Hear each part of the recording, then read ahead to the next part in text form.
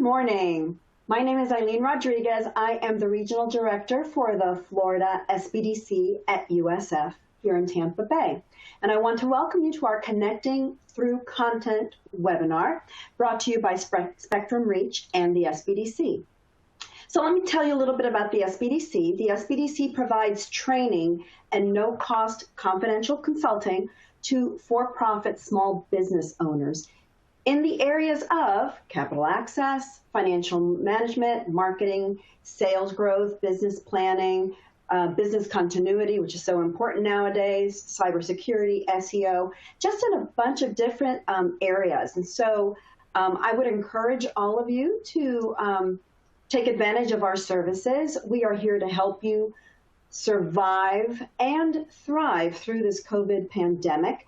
And so if you'd like to find out a little bit more about us, please visit our website, which is sbdctampabay.com. And there you can request your confidential no-cost consultations and find out information about other upcoming webinars and on-demand webinars that we also have. So it's my pleasure to introduce you to our speaker today. Her name is Michelle Diedrick, and she is with Spectrum Reach. Michelle is the Senior Director of the Campaign Strategy for Kernel. Michelle's expertise lies in providing small business owners with customized multi-platform strategies designed to grow their businesses.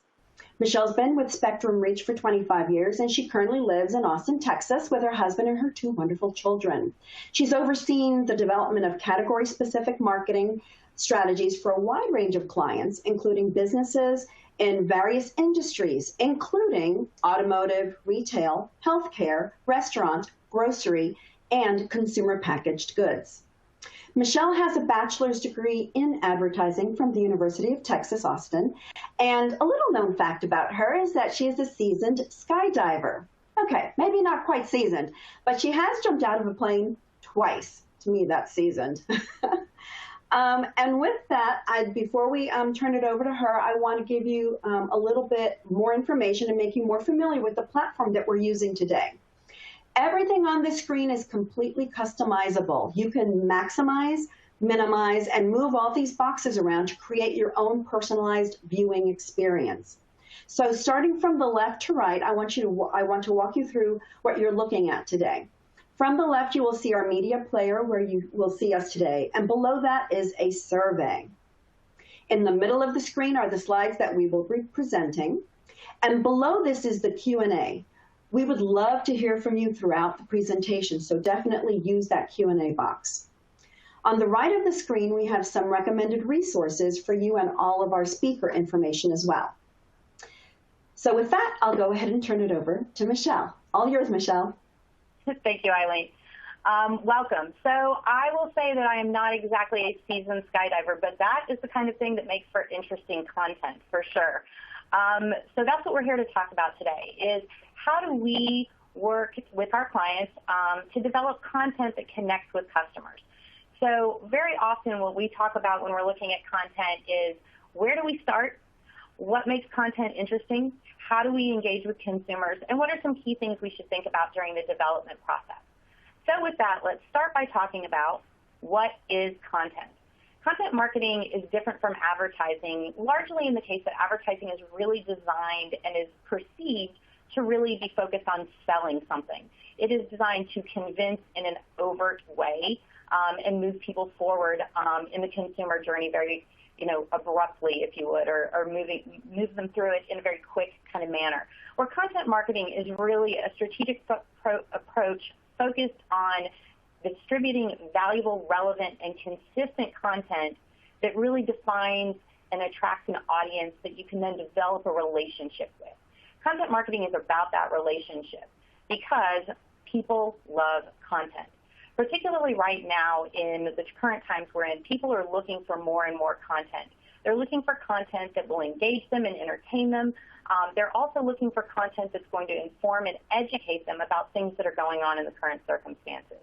There's a lot of brands that might be leery about launching into new communication strategies with consumers during kind of a very challenging and shifting time. But the reality is that we're finding that most consumers still want to hear from the brands that they work with. They want to talk to businesses and know what the businesses are offering them. What they're really looking for is information that informs and educates them about solutions and value that businesses can bring into their lives. So with that, we really start with looking at how do we develop a content plan that's going to give consumers that kind of information and meets the needs of our businesses.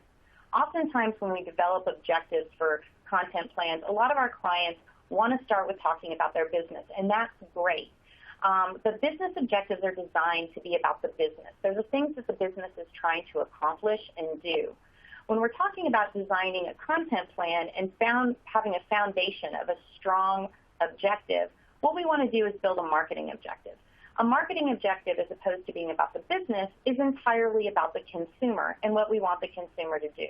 So how do we take a business objective and change it into a marketing objective? Oftentimes, the best way to do that is start by asking some key questions about your consumer that you can utilize to drive your objective. So when we do that, we kind of go through this kind of who, what, when, where, if you do.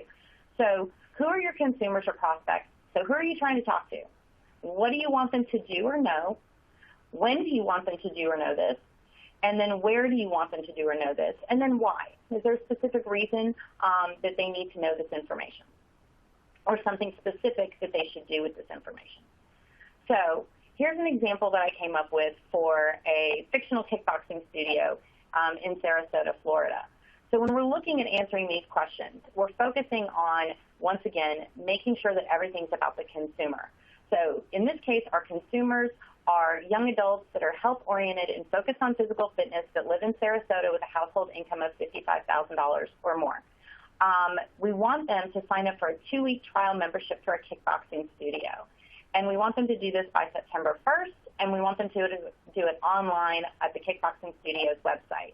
And we want them to do this because it's a great value and it's an opportunity for them to be one of the first people to work with trainers in a brand new facility that's state-of-the-art. So as we take those questions and we look at driving and developing the objective, this is what we can have when we come out of that. The goal of our content plan is to drive young fitness-oriented adults with a household income of $55K plus in Sarasota to kickatsarasota.com to sign up for a 2-week trial membership of a kickboxing studio by September 1st. So this is what we're going to use as the foundation and be able to look back at whatever we're developing and say, does this help support this objective? Is anything that I'm developing supporting this goal? Is it helping to build a relationship with my consumer that's going to make them want to come in and have that 2-week trial membership? So when we're talking about the next stage of the development, we want to talk to the consumers about the why. Great messaging talks to the consumer in the stance of why or why not in the decision-making process.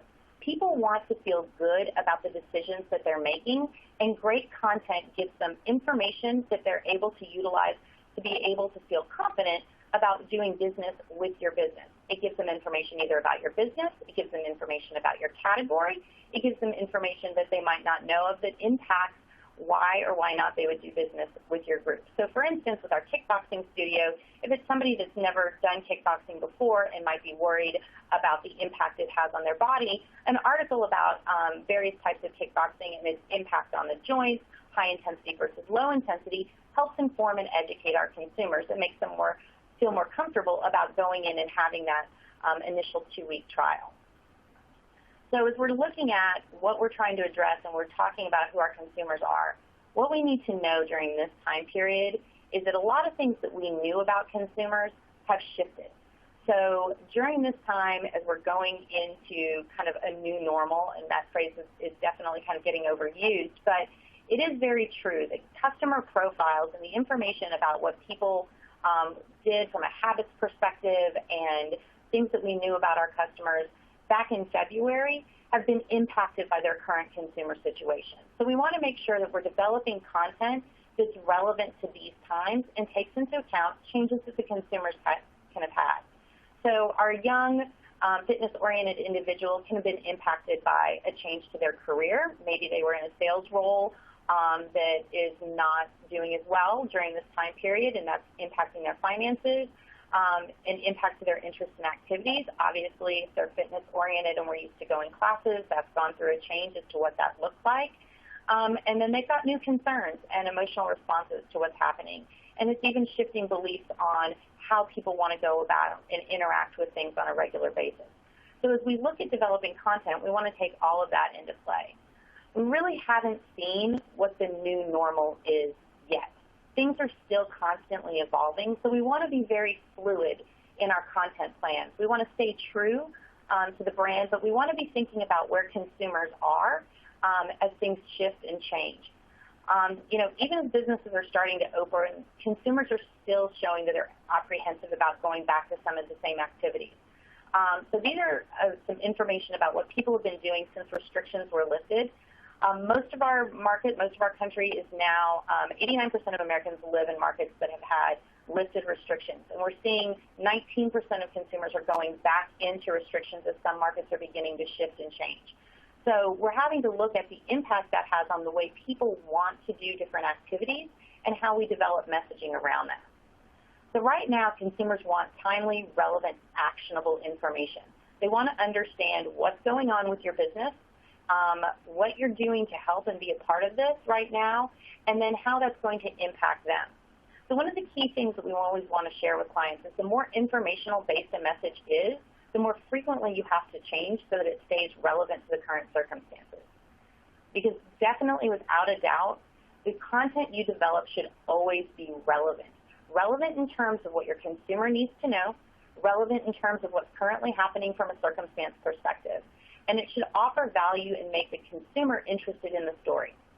So we talk a lot about in Kernel that we really want to focus on telling the story that consumers want to hear, not necessarily the story that the business wants to tell. What is it the consumer wants to know? What will make them interested and engaged in your business? It's great if you own a business and it's been a part of your family for the past 52 years, but not a lot of people will always make a decision whether or not something's family owned and operated. So when we're developing content, we really want to talk about what it is that the consumer wants to know and then make your business the hero of that story by providing them with a solution or with value that they are looking for. So when we're looking at striking on that right tone and the right creative message, we're looking at finding the connection point between when consumers, businesses, and markets align. So we're looking at, from a consumer standpoint, what's driving and motivating them, why they're making the decisions, and what they're feeling. From a business perspective, we're looking at the goals, offerings, and the key business differentiators. And then we're looking at how the market is impacting the consumer, the business, and the community in general. When we start looking and kind of listing out all of that information, we're able to determine what are the key things that we really want to share with consumers that are going to help support our general business goal and objectives. So right now, when we're setting the tone and finding the right message, there's 4 key pillars that we're looking at. We're making sure that we're being considerate and thoughtful with our messaging. We want to make sure that we have an empathetic approach and understand where consumers are coming from so that we're always considering them first and foremost and approaching them from a standpoint of compassion and understanding and empathy. We also want to have information that's helpful, not just in terms of what's going on right now with any sort of restrictions or changes in the way your business does things, but also in offering them value. What are things that your business can offer value in terms of information, in terms of entertainment, in terms of solutions for problems that your consumers might have? So it's really about what value you're bringing to the table that's matching those consumer needs. And then we want to make sure right now that we're taking into account any sort of safety issues. We want to, inform our young health nut about what safety issues are going on at our kickboxing studio example. We want to let them know what they can expect when they come into the location and how we're taking care of our own employees as well as taking care of them. That's information that right now is exceptionally relevant and is high on the list of things that people care about when they're making a decision to work with businesses. And then always, we always want to be authentic. Whoever your business tone is, whatever your business approach is, you want to stay true to that information. So what we want to do is when we're talking about authenticity, if you're really passionate about a specific cause, share that. be a part of it. But what we don't want to do is have a situation where we kind of jump on a bandwagon and might have a little bit of messaging about something that falls off as soon as something doesn't become popular anymore. When you put content out there, it needs to be a reflection of who your business is and something that you can stay consistent with. Once we start developing our content plan and we know what we want to communicate to consumers, we now need to talk about where we're going to communicate it with consumers. And what we talk about a lot is how to develop it by platform. So when you're putting together the where you want to put your message, you want to consider what platform it is and develop a message that's specific to that. So how do you start by picking a platform? Part of it is going back to the consumer. Content is always going to be about your end user. It's going to be about your consumer and where they're finding this message. So where are they engaging with content? Are your key consumers primarily on Instagram, or do they spend a lot of time on Facebook, or are they really into TikTok even? So where can you find your consumers in order to push content out to them? What kind of content do they like to view, and in what ways do they like to view it? Now we have to think about formatting your message. So depending upon what kind of message you have, it depends on what it is. If you have something that's heavy in information and data, infographics might be the best way to share that. If you have something that's a narrative story, you might choose to do that via a storytelling video. Do you have really great, beautiful images that you want to share? Instagram is an awesome opportunity to get that out there. Do you have great data points, as well as maybe some fun informational things that you can utilize and put together for Pinterest? So those are all ways to look at where is my consumer, what kind of information am I putting together, and then which of those platforms is going to be the best fit for those two things as they go together. So when we're looking at video is one of the most complicated things to put together because there is some really big differences in how you develop video depending upon the platform that you're utilizing it for. When we're talking about television video and putting together something for TV, generally speaking, most businesses are going to be looking at television advertising. That's about 30 seconds worth of content that you're developing. So in a 30-second ad, consumers are going to be able to take away 3 things about almost all the time. They're only going to really be able to remember 3 key things. So don't try to say too much. Don't put too much information into what you're doing. You want to have a big visual impact and a strong call to action, and you don't want to be generic. This is kind of uniform for any of the video that you're creating. If you're putting together a message that's going to be running on television, don't say that you have great customer service. Everybody says they have great customer service. What's unique and different about your brand that you can share? When you're developing online ads, you really have to grab attention very quickly and make sure that you have a really short, succinct message that can drive your point through. The more fun and interesting you make it, the longer people are likely to stay with the message. And once again, you want to make sure you have a clear call to action. As opposed to social. So social videos are really about entertainment and information and engagement. So what we want to do is focus on making them the right shape for the content that they're being put in. Oftentimes that's going to be viewed in a square environment. You want to be thoughtful about how long it is. Very rarely is somebody going to stick with a video in a social media platform that's longer than a minute. Oftentimes they're going to be watching and scrolling and looking at video without any sound. So how do you develop a message that engages and make sure that you can tell your story even if you don't have any sound on? And part of that can be including subtitles and text.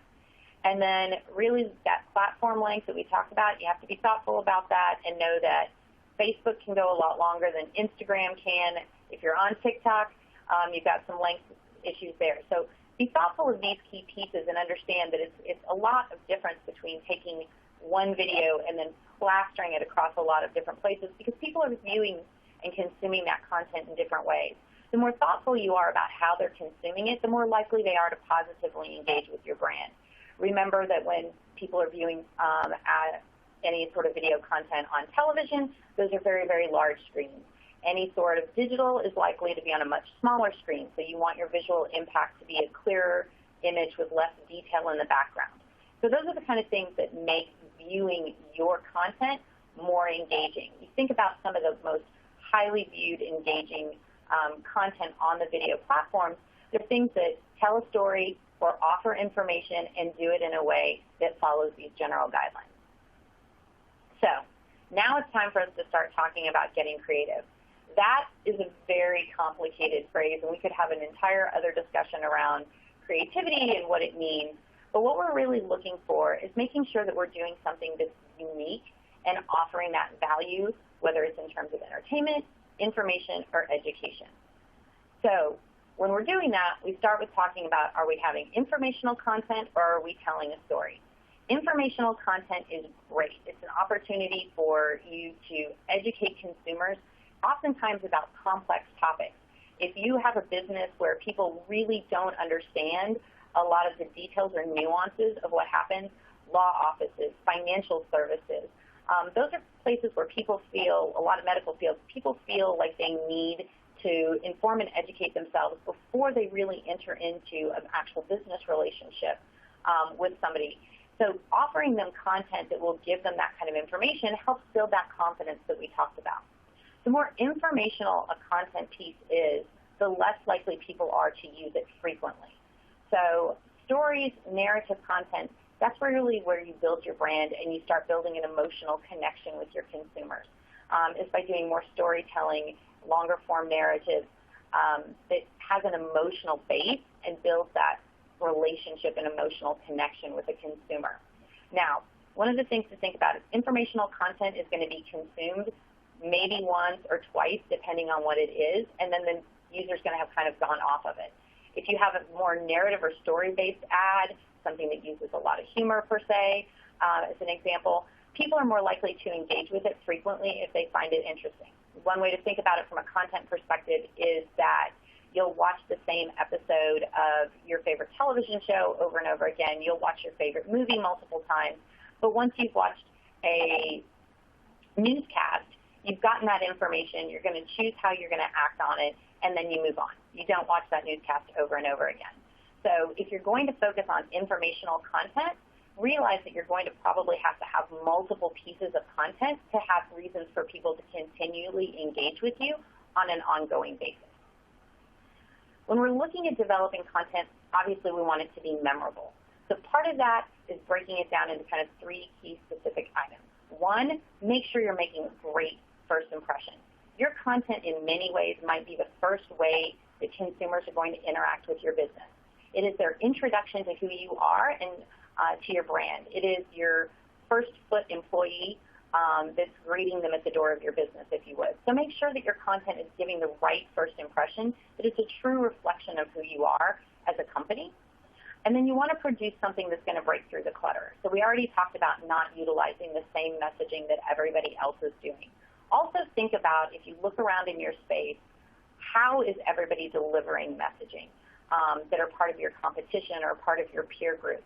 And is there ways that you can do it where it's going to be something that's different that breaks through the clutter? So if you're a financial services company, a lot of businesses have a lot of text, lots of complex, long, wordy blogs on their website that explain things. Can you develop content that gives people bite-sized information that can help them feel more informed about the financial space, maybe as short-form video or as quick information that you can push out via Instagram to start educating young millennials, younger millennials on the financial space so that they can look at you as being the go-to source of information. So looking at things a little differently as far as your consumers and being able to bring that message out in a more creative way. And then always remember that your content reflects your company. So the more thought and effort and quality content that you put out, the more it's going to build on your credibility. If you put out content that seems like you're just kind of pushing it out or you have low quality on your content, then it's going to be a reflection on your brand and on your credibility. Content is an absolutely powerful tool. It is an opportunity to build relationships with your consumers and to build your business's brand in a way that pushes past standard advertising and really allows you to have a deeper relationship and have longer, more complicated conversations, if you would, with your consumers. So it is a really great way for you to start that relationship and really continue to build it with your consumers. So with that, that's kind of the end of our presentation portion, but I'm happy to take any questions if anybody has them. So I believe Olivia was looking at going to send me any questions that might have come through the chat box.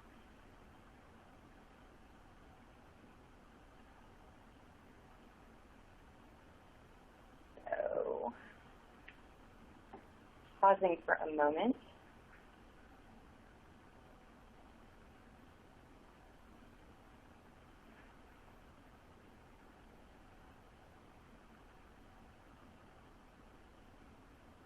All right, well, it doesn't seem that we have any questions. So thank you very much for everybody spending your time with us this morning. On behalf of the SBDC at USF and Spectrum Reach, thank you for your time, and I hope everyone has a fabulous day.